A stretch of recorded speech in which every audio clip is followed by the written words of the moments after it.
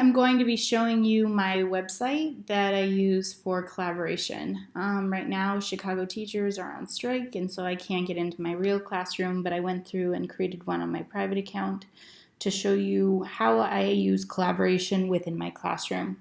So you can see for the main page, if you go into classwork, I have everything organized into different topics. Again, if this was my real class, I'd have a lot more topics and a lot more assignments posted here, but I just wanted to give you a little rundown.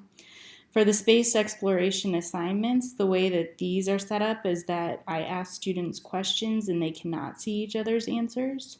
And so this is something where they would be graded. And so I ask them a question, they answer, and then I go through and leave them comments. Next, I have on here resources that I use. And so with my space exploration resources, I have 2 videos where it's talking about the space race. And then I also have a link on here about what NASA has done for us. Again, as we were going through, if this was a real class, I would keep adding in different resources as we went along to match up with our lessons and websites that I found that are helpful for students in order to back up what we are learning. So the collaboration piece comes in part right here with our discussions, where I have for my diverse learners sentence stem examples. And when I add these in, if I go up here, you can see that right now it says all students, but in my class it just has the students checked who have IEPs and 504s, and that's mostly just so that I can show them how they should go through and start some of their sentence stems. So that's one way I differentiate it to make it accessible for more of my students. I have 2 discussions right here. So the first one is, let me click right here.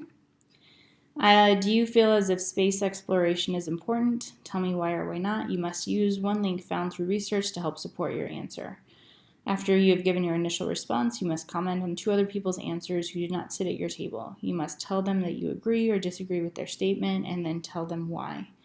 So this is going through and have them, this would be something where they can see each other's answers, and then in the class comments, I can watch everything that's happened and moderate it just so that I know that they're all talking about what they need to. But I can go through and do that in my student answers as well if I want to go through and give it a grade. Another discussion that I have in here would be an example, and again, this is one where I'm creating the question and they can all see each other's answers, would be our Vice President Mike Pence announced that on Twitter recently American astronauts would be returning to the moon by 2024. Do you think this is an important goal? Do you agree with the decision to spend tax money to help fund this mission? Explain your stance and why you think this, citing evidence to help you back up your claim. So for this, I went through and I put a screenshot of the tweet. I didn't want to take them directly to Twitter because some of the comments were a little bit inappropriate.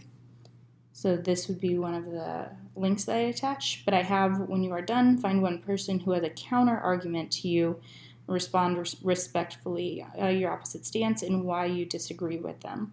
So this is also trying to help students be better citizens when they disagree with somebody online and just saying you're wrong or yelling at them, respectfully going through and saying their stance. Again, I can see all student answers in here. Other modifications that we make for students who are diverse learners is my co-teacher and I will go through and we'll speak with them and have them kind of brainstorm with us what it is that they're going to type so that they kind of get some information.